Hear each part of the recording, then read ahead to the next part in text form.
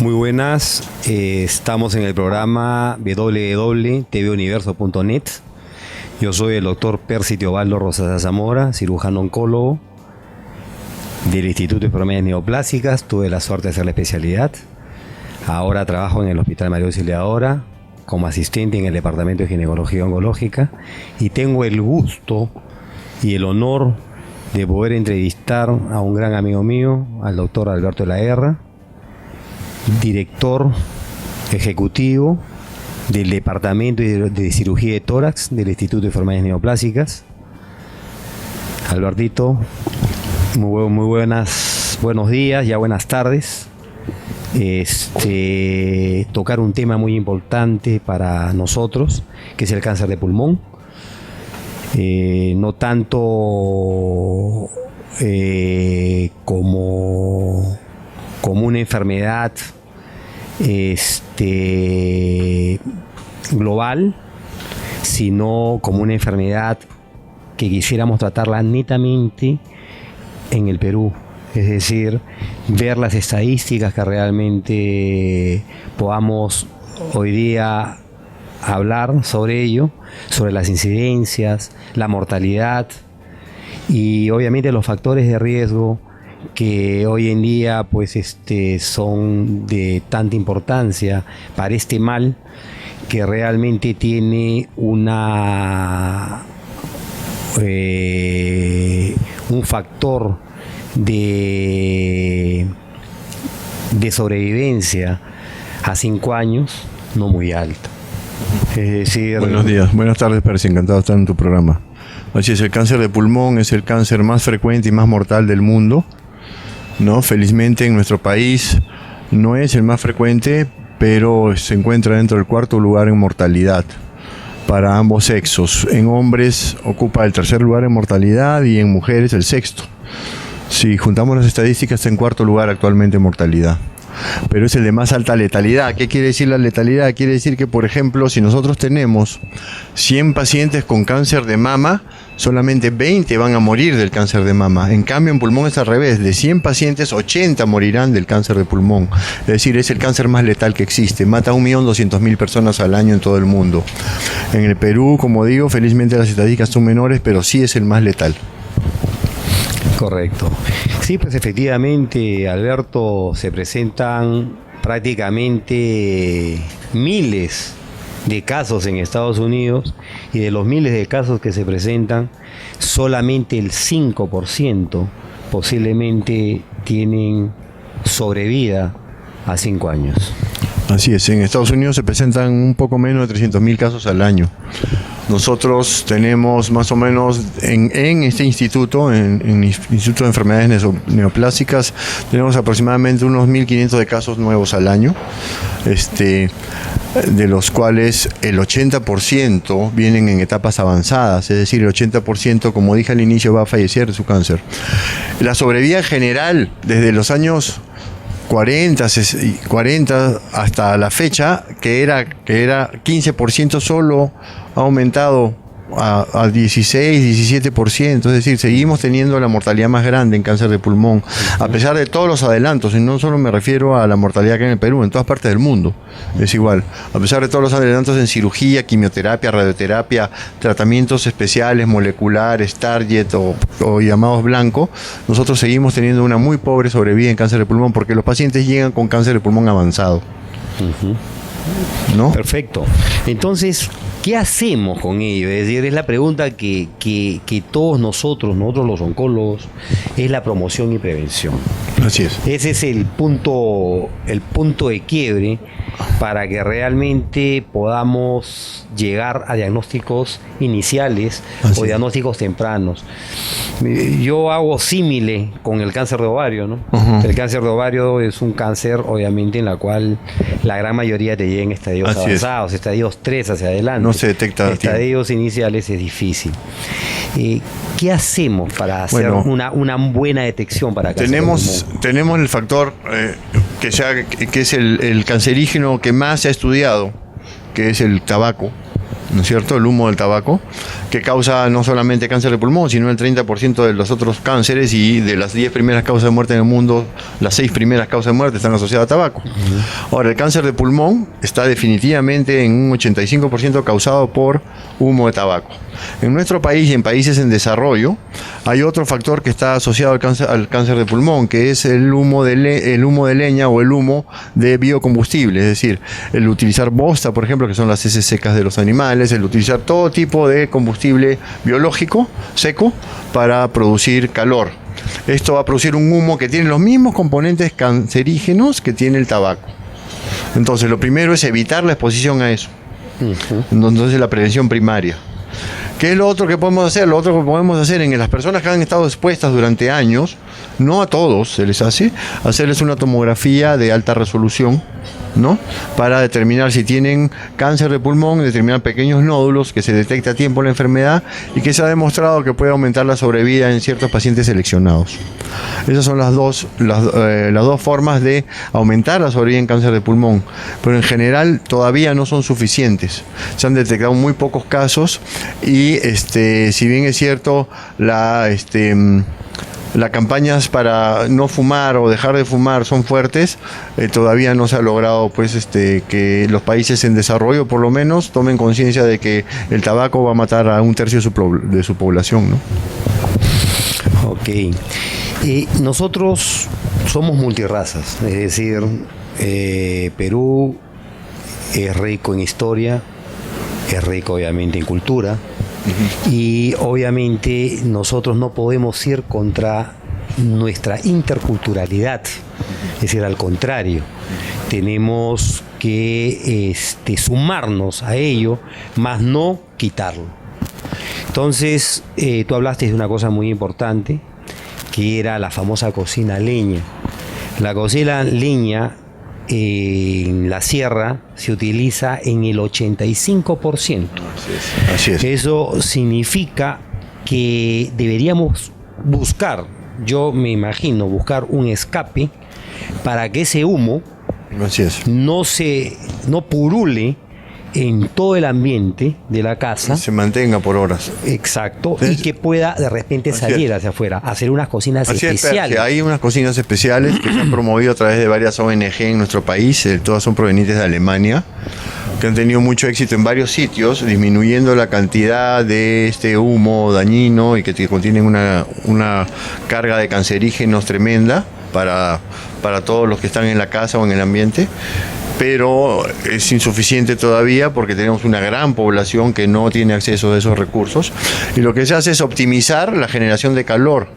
Es decir, en la forma que se utiliza ahora, la cantidad de leña que usan genera muy poca energía calorífica y mucho humo. Entonces se están desperdiciando incluso la leña o el combustible biológico que están usando. Entonces estas cocinas ayudan a optimizar eso, a hacer más eficiente la cocina y a que haya menos humo en el cuarto. Eso se ha estado haciendo ya hace varios años, lo que pasa es que todavía no es suficiente, ¿no? Y la mayoría de gente no tiene conciencia, entonces prefiere usar su cocina anterior. ¿Para qué va a ir a buscar la otra cocina o comprarla? Porque hay gente que tiene incluso los recursos para poder comprar. No son cocinas caras para poder comprarlas, que tienen los recursos, pero piensa que no le va a servir para lo que le hace, ¿no? Correcto. O no toma conciencia de la importancia. Excelente. Alberto, con respecto a la sintomatología del cáncer de pulmón, ¿cuáles son los síntomas fundamentales, ¿no? Bueno, en la cual el médico debe estar en alerta, ¿no? Sabiendo también, ¿no?, que nosotros somos una población grande todavía en tuberculosis, y la tuberculosis multidrogoresistente. Entonces hay mucha sintomatología parecida, pero ahí hay que darle el punto para decir esto se orienta hacia el cáncer y esto se orienta hacia la tuberculosis. Así es, como te digo, el cáncer de pulmón, cuando aparece acá, cuando vienen acá, vienen con síntomas. Solamente un 10% de nuestros pacientes son asintomáticos, los cuales han ido a una empresa para un trabajo, o se han tomado por un chequeo, se han encontrado un nódulo, o sea, un pequeño tumor en el pulmón y que se ha determinado que es cáncer, ¿no? Esos pacientes tienen la mayor posibilidad de sobrevivir. Los pacientes que llegan acá ya llegan con síntomas, quiere decir que para que dé síntomas el tumor tiene que haber crecido suficientemente.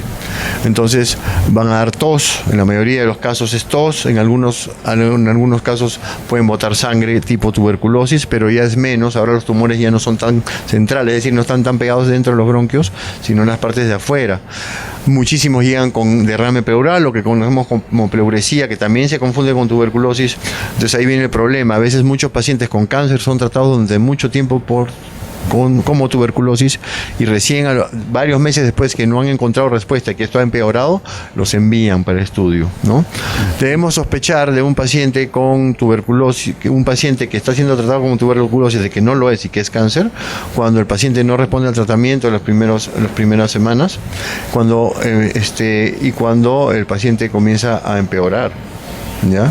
Y cuando el paciente tiene antecedentes de ser fumador o a estar expuesto a cancerígenos que son conocidos para cáncer, ya sea de pleura, por ejemplo los que tienen derrame pleural como el asbesto, o ya sea para cáncer de pulmón, exposición a humo de leña durante más de 30 años o exposición a tabaco. Perfecto.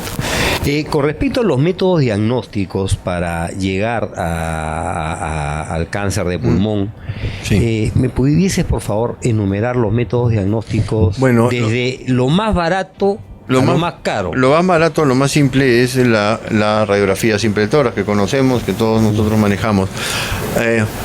Ahora, la radiografía de simple tórax sirve como para encontrar un tumor, ¿no es cierto? Cuando no se sospechaba, por cualquier otro motivo se le hace, eso es un hallazgo. Y cuando sospechamos que hay algo en el paciente, pero eso de ahí ese no es el mejor método para estudiar un cáncer de pulmón. El mejor método es la tomografía,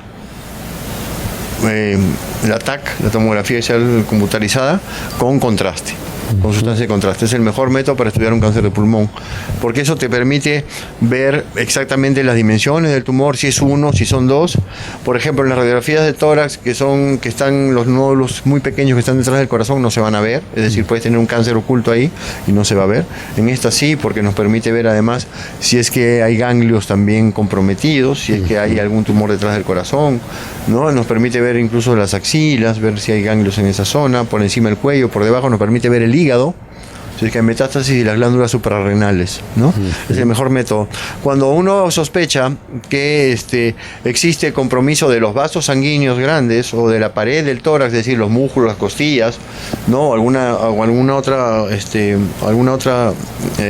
estructura de la pared del tórax, o nervio o columna, el otro examen, que es más costoso y es un poco más complicado de hacer, es la resonancia magnética, ¿no? La resonancia magnética nuclear es el siguiente paso cuando existe sospecha de esos. Si no, no es necesario. A veces nos llegan muchos pacientes que de entrada les han mandado a hacer una resonancia magnética, no nos ayuda mucho. Mejor se ve el parénquima pulmonar y los ganglios en la tomografía computarizada. ¿Okay? Evidentemente hay otros exámenes que tú conoces ya para descartar, ¿no? Ecografías, resonancia del cerebro, gammagrafía ósea para descartar metástasis, pero para estudiar el pulmón la tomografía computarizada es suficiente. Bien, definitivamente el diagnóstico lo vamos a hacer con la biopsia. La biopsia es el punto clave para poder nosotros al final decir estamos frente a un cáncer de tipo de células pequeñas o células grandes, ¿correcto? Entonces, ¿pudieses por favor clasificarnos un poquito cómo en nuestro país se da estos tipos histológicos? Sí. Ok. Históricamente, el cáncer de pulmón, cuando yo ingresé a esta institución allá por mediados de los 90, el carcinoma epidermoide, que es un tipo de cáncer, era el más común, y el adenocarcinoma estaba ya subiendo poco a poco. Actualmente, de lejos, el adenocarcinoma es el más común y el epidermoide es el segundo lugar, y vemos mucho menos frecuentemente este tipo de cáncer. ¿A qué se debe? A que las tabacaleras comenzaron a desarrollar un nuevo tipo de tabaco que produce otro tipo de cancerígenos diferentes a los benzoapirenos, que eran los que producían el carcinoma epidermoide. Eso es para que vea los televidentes, la gente que te sigue, qué tan importante es el tabaco en la producción de cáncer de pulmón. O sea, han cambiado un cigarrillo que mataba con un tipo de cáncer, ahora te mata con otro tipo de cáncer que no sé si sea un poco más agresivo de repente. Y ya después tenemos el cáncer de pulmón a células no pequeñas, a células pequeñas, que es mucho menos frecuente, es el 10% de los cánceres, que es muy agresivo, que se ve sobre todo en gente casi exclusivamente fumadora, ¿no? Y que no se opera y se responde a quimioterapia transitoriamente, pueden estar sin esa enfermedad 1 o 2 años, pero es mortal, ¿no? Excelente. La localización, yo me acuerdo, acá en el instituto, en el año 97, cuando tuve la suerte de ingresar y de formarme, los diagnósticos lo hacíamos bajo radiografías con contraste. Sí. ¿No? Y obviamente teníamos que saber si la lesión era una lesión central o era una lesión periférica. Eso es importante para el diagnóstico. Nosotros hacemos el diagnóstico bajo 2 métodos principalmente. Hay varios otros. Para empezar, hay muchísimos pacientes que llegan acá en estadio 4, es decir, estadio avanzado de enfermedad, por derrame pleural. Esos pacientes se les hace una punción, se saca el líquido y se manda a estudiar. Esos pacientes se hacen diagnóstico de esa manera. Pero los otros pacientes llegan con tumores, o ya bien sea centrales, es decir, que comprometen la vía aérea, los bronquios, o ya que son los menos, o ya sea periféricos. Es decir, que mediante la tomografía yo puedo ver dónde está la lesión, señalarla y con una aguja atravesar esa lesión, aspirar células y el patólogo me diga qué tipo de cáncer es o si es cáncer o no. Correcto. Las lesiones centrales más bien son más asequibles por vía central, es decir, con broncoscopía. Metemos un broncoscopio, que es un aparato que tiene una cámara en la punta. A través del bronquio navegamos hacia esta zona y con unas pinzas especiales tomamos una biopsia. Una muestra también nos sirve. De esas 2 formas, esas son las 3 formas más frecuentes en las cuales hacemos diagnóstico, ¿no? Las otras formas menos frecuentes son pacientes que vienen con ganglios encima de la clavícula y esto se hace con punción o ya sea con cirugía menor, se saca un pedazo del ganglio. Pero son las formas más frecuentes, ¿no? Por estudio del derrame pleural, por biopsia BIPA, se llama biopsia intratorácica percutánea hecha con aguja mediante guía tomográfica, y la broncoscopía. Excelente. Alberto, tanto hay que hablar de cáncer de pulmón, es decir, realmente el llegar a estadios avanzados y ver realmente que tu paciente está falleciendo con este mal, ¿no? En la cual está con un balón de oxígeno al costado, con una insuficiencia respiratoria tremenda, ¿no? Con una disnea marcada, ¿no? Es terrible. Y como yo digo, ¿no? El cáncer no solo es parte de una sola persona, sino es parte de todo un componente familiar en la cual se tiene que luchar y se tiene que ser muy claro en los porcentajes de sobrevida en el paciente. Gracias. Es decir, la gente tiene que entender que a medida que nosotros manejamos la prevención y la promoción, posiblemente los estadios 3 bajarán estadios 2, bajarán estadio 1, ¿no? Pero mientras esa promoción y prevención no la podamos hacer y compartirla con la familia, y que la familia sea un nexo para que ellos también vayan tratando de hablar y comentar sobre este mal, yo me imagino que dentro del instituto hay grupos de personas que trabajan diariamente con lo que es la promoción y prevención. ¿Cómo se ha manejado la promoción y prevención a nivel nacional, Alberto? Bueno, hemos mejorado muchísimo, ¿no? En el Instituto de Enfermedades Neoplásicas, como tú sabes, es un ente rector en cuanto al cáncer en general, no solo el cáncer de pulmón, pero el cáncer de pulmón es uno de los cánceres que más se estudian y se trabajan. El instituto tiene una oficina, que no es esta, es una oficina encargada de la promoción de la salud a nivel nacional, ¿no? Y que está en contacto con todas las oficinas de promoción de del Ministerio de Salud, de las municipalidades, etcétera. Nosotros hemos hecho muchísimas campañas en el instituto, yo mismo. Tú también probablemente cuando eras residente acá, hemos hecho conferencias para el público, hemos hecho campañas y las hacemos continuamente, ¿no? Todas las semanas tenemos conferencias de promoción, salimos como en tu programa y apoyamos a otras entidades también. Lo principal es eso, lo principal es la promoción de la salud y es la prevención del cáncer. Como dije al comienzo, de los años 40 venimos tratando de curar el cáncer de pulmón y con 3% más de sobrevida, simplemente a pesar de todos los millones y trillones de dólares que se han invertido en tratar de curar esta enfermedad, no lo hemos logrado. Yo creo que la prevención y la detección precoz son las armas que debemos utilizar, ¿no? Y porque nos estamos esforzando muchísimo en todo el mundo en buscar curas milagrosas, cuando en realidad nos hemos dado cuenta que las curas milagrosas no existen. Entonces, seguimos sacando medicamentos milagrosos que son para pacientes incurables y que van a seguir siendo incurables. Vamos a prolongarles 3 meses más de vida, 4 meses, pero no vamos a curar. Lo que queremos es curar el cáncer. Nosotros somos cirujanos oncólogos y hemos sido entrenados para curar el cáncer, ¿no es cierto? Esa es la idea. Entonces, para curar el cáncer debemos prevenirlo. Es uno, o sea, si lo prevengo no necesito curar nada, que sería lo ideal. Y lo otro es detectarlo a tiempo. Si detectándolo a tiempo vamos a poder curarlo. El cáncer de pulmón, como tú sabes, tiene 3 tipos de tratamiento, 4 diría yo. El paciente con cáncer de pulmón que no se opera no sobrevive, lamentablemente. Es muy raro los casos que pueden ser tratados con radioterapia y con quimioterapia. Son muy raros los casos. Son estadios iniciales, tumores muy pequeños y el paciente no tiene condiciones para operarse. Ese paciente podría beneficiarse de quimioterapia y radioterapia. El resto de pacientes que no se puede operar, lamentablemente no va a sobrevivir al cáncer de pulmón. ¿Para qué tenemos que hacer? Tenemos en ciertos estadios aplicar quimioterapia para hacer que los ganglios que estaban presentes se borren, es decir, los estadios 3A se borren los ganglios y podamos operarlos con seguridad de que no haya hecho metástasis y que no haya viajado el tumor a otro lado y que no vuelva a salirle. Y en algunos tumores que son muy grandes y que comprometen vasos sanguíneos o comprometen la pared del tórax, para reducirlo y que la cirugía sea menos cruenta y que salvemos más partes, ¿no? Y que sea resecable el tumor, es decir, que se pueda, desde el punto de vista técnico, poderlo operar, ¿no?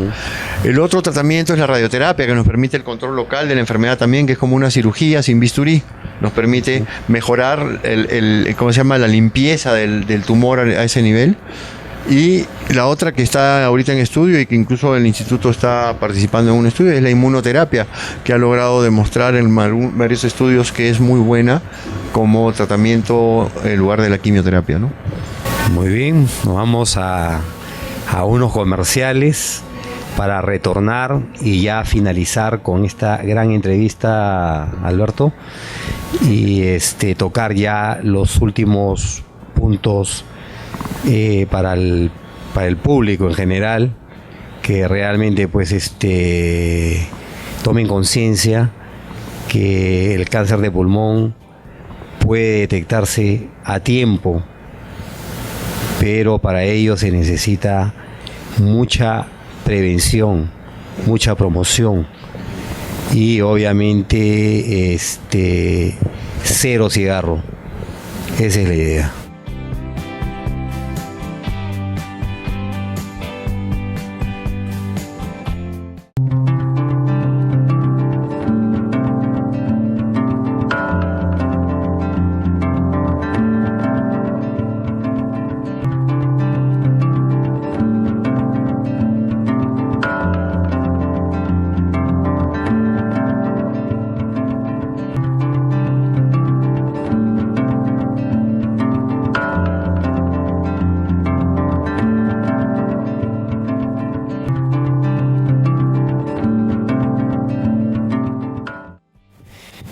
Muy bien, siguiendo con esta maravillosa entrevista, Albertito, y sobre un tema tan importante como es cáncer de pulmón, es la pregunta que mucha gente se hace, que es: ¿cuánto tiempo debo dejar de fumar para poder estar limpio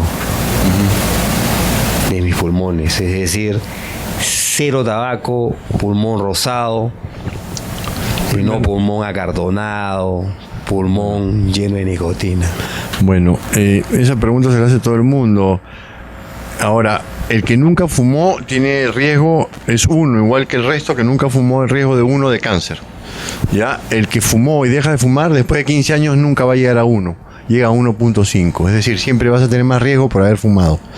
Evidentemente no es el 17 veces que tiene el que sigue fumando y 2 cajetillas al día. ¿Me entiendes?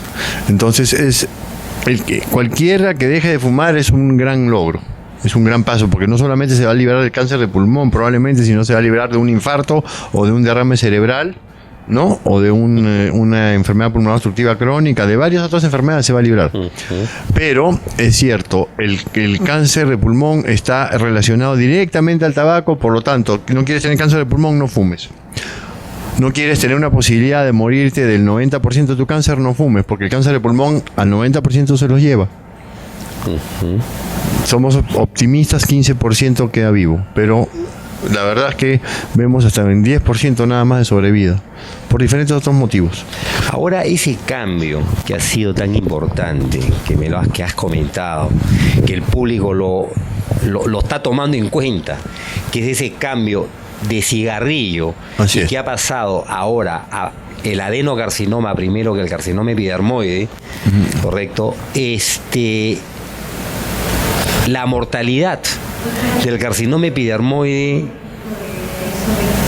es muy de parecido. épocas hacia atrás, ahora, ¿es símile Sí. o realmente hay alguna diferencia entre ambos? Es muy parecido, ¿no? Es muy parecida, la mortalidad es casi la misma, diría yo. El carcinoma epidermoide se presentaba en el centro de los bronquios como unos tumores grandes, dan rápidamente metástasis al cerebro. Los adenocarcinomas, que la metástasis del cerebro es estadio 4, los adenocarcinomas se presentan en la periferia de los pulmones, es decir, pegados cerca a las costillas, pero quedan rápidamente derrame pleural, que es lo mismo que estadio 4, es decir, la misma cantidad de mortalidad, ¿no? Okay. Ahora, esto se debe, pues como te dije, a que ahora se pulverizan más el tabaco y se utilizan los filtros. Hay muchos otros motivos, ¿no? Antes se llamaban benzoapirenos los carcinógenos que producían, ahora se llaman los NNK. ¿Ya? Entonces son un nombre muy largo de un tipo de nitrosamina. Entonces, esos producen el adenocarcinoma. Ahora, ¿qué cosa debe hacer para evitar el cáncer? No fumar. Estoy totalmente de acuerdo. ¿Qué cosa deben hacer los que fuman? Dejar de fumar es el primer gran paso. Y segundo lugar, al que ha fumado por más de 20 años una cajetilla al día, debe hacerse una tomografía espiral multicorte, ¿no? Para detectar una vez al año o cada 2 años por lo menos, para detectar un cáncer de pulmón a tiempo que se puede curar. Excelente. Si el cáncer de pulmón no se detecta a tiempo, lamentablemente no hay cirujano, ni radioterapeuta, ni quimioterapeuta que pueda curarlo. Lo podemos controlar, sí es cierto, pero curarlo no. Excelente. Alberto, ¿qué avances hemos tenido en estos años, desde el año 2001 hasta la actualidad, con respecto a la parte quirúrgica en cáncer de pulmón? ¿Qué es lo que está haciendo el Instituto de Enfermedades Neoplásicas? ¿Hasta qué estadio se opera? Y qué tipo de instrumentos tenemos hoy en día. En estadios es difícil encontrar, sobre todo estamos hablando para nuestro público en general. Tú sabes muy bien que hay estadios 3, por ejemplo, los estadios en cáncer, para que vean, en cáncer de pulmón es 1A, 1B, 2A, 2B, 3A, 3B y 4. 4A y 4B. Los 4 no se operan. Los estadios 3B no se operan en teoría, pero hay algunos estadios 3B que se pueden operar cuando los ganglios son negativos y cuando el tumor, por ejemplo, se ha llegado a hacer, incluso acá hemos llegado a hacer autotrasplante cardíaco, hemos sacado el corazón, lo hemos reconstruido en la mesa, aparte del paciente, el paciente conectado a una máquina, lo hemos vuelto a colocar. Esos casos son muy raros, de operarse y son muy raros también de que tengan éxito, pero se han hecho. Y en todo el mundo se hace hasta con una sobrevida del 30% versus 0 de los otros pacientes que no se operan. Correcto. Ok, entonces esto queda claro de que la cirugía es lo único que puede curar el cáncer de pulmón. Los estadios que normalmente operamos son los estadios 1 y 2 y los estadios 3 que han recibido quimioterapia y que han respondido al tratamiento con quimioterapia o radioterapia, o ambas. ¿No? ¿Qué adelantos tenemos? Bueno, estamos haciendo mucho más cirugía mínimamente invasiva, es decir, videotoracoscopía. Tenemos aparatos de cirugía endoscópica mucho más avanzados que antes. Tenemos además selladores térmicos, que son unas pequeñas pinzas que nos ayudan a coagular los vasos sanguíneos y los tejidos con mínimo sangrado. No tenemos que cortar y ligar como antes, ¿te acuerdas? Teníamos más rápida la cirugía. Teníamos 100 pinzas en el campo, ¿te acuerdas, Percy? Claro que sí, teníamos que hacer 100 nudos en un minuto. Entonces ahora operamos con estas máquinas, la cirugía es más rápida, menos sangrante, se ahorra más sangre, que tú sabes que es muy importante en cáncer el ahorro de sangre, es mal pronóstico las múltiples transfusiones. Y tenemos y accedemos mejor a ciertos tumores, tenemos más apoyo al diagnóstico, tenemos ultrasonografía endoscópica a través del esófago que puede verme los ganglios que están comprometidos dentro del tórax, tenemos mejores tomógrafos, tenemos resonadores con mejor calidad, tenemos además endoscopios que hacemos criocirugía. Es decir, congelamos el tumor dentro del bronquio para poder romperlo y sacarlo sin sangrado, ¿no? En ciertos tumores bronquiales. Y tenemos ahora, como tú sabes, el láser que hemos adquirido, el neodimio YAG. Tenemos el láser para operar metástasis, no cáncer de pulmón primario, pero sí metástasis, con buenos resultados, y hemos tenido los primeros casos, ¿no? Y pronto esperamos tener, por ejemplo, el robot Da Vinci, que el instituto ya lo ha solicitado. Tú lo conoces muy bien, es tecnología de otro planeta, como dicen algunos. Pero estamos avanzando bastante rápido. La tecnología está avanzando mucho, lamentablemente, como te digo, la sobrevida no está avanzando tanto. Sí, nuestra sobrevida operatoria. Es decir, esta tecnología nos permite que nuestros pacientes no se compliquen tanto. Porque tú sabes que la cirugía de cáncer es una cirugía difícil que tiene sus complicaciones. Entonces esta tecnología nos permite que los pacientes que se operan para curarse, se curen y no vayan a tener ninguna complicación no relacionada con el cáncer. ¿Okay? Excelente, qué bueno, Albertito, qué bueno que el instituto siempre está a la punta en lo que es la parte tecnológica, ¿no? Es importante eso. Alberto, nosotros culminando esta entrevista tan importante, quisiera por favor que nos des las últimas recomendaciones sobre cáncer de pulmón. Bueno, en primer lugar, ver si que no se olvide la gente, el cáncer de pulmón a veces no le da muy importancia y no tiene mucha inversión a nivel mundial porque consideran que el cáncer de pulmón es autoinfringido, es decir, como tú fumas, te mueres, pues. No hay mucha ayuda. Cáncer de mama, por ejemplo, tiene muchísima ayuda porque sabemos que cáncer de mama está relacionado con factores genéticos, etcétera, ¿no? Pero el cáncer de pulmón, que es el más mortal, el más frecuente, es más frecuente en mujeres incluso que el cáncer de mama. Mata a más mujeres que el cáncer de mama. Sin embargo, no se considera porque es autoinfringido. Hay que pensar de que el que es adicto a la nicotina no es por su culpa. A mucha gente de todas las generaciones, las tabacaleras les engañaron y les dijeron que no hacía nada el cigarro. Que fumen nomás, que estaba de moda. Y la nicotina es la droga más adictiva de la historia. El tabaco es el asesino más grande de la historia. En el siglo pasado mató más que cualquier otra cosa. ¿Ya? Entonces, en primer lugar, tomar conciencia de que el que fuma no es que fuma porque le da la gana, fuma porque es adicto a la nicotina. Lamentablemente hay que ayudarlo. ¿Ya?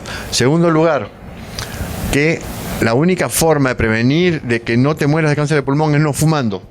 Muy mala suerte, hay cánceres esporádicos, sí hay cánceres esporádicos que no están relacionados con el cáncer de pulmón, pero es el 1%. El resto está relacionado con factores de estilo de vida, fumar, humo de leña. Tercer lugar, al que fumó, que por favor se haga una tomografía espiral multicorte, una tomografía de alta resolución y vaya a un médico, un neumólogo, un cirujano oncólogo, un especialista en tórax, ¿ya? Para que determine si es que tiene un tumor y si es operable o no, para que le salve la vida, porque el cáncer de pulmón mata al 90 o 85%.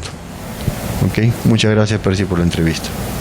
Al contrario, Albertito, agradecerte haber estado acá en el instituto, haber estado en el departamento de cirugía de tórax, departamento en el cual yo pasé en el año 97, y me siento como en mi casa, como se dice, y con un gran amigo como tú, Alberto.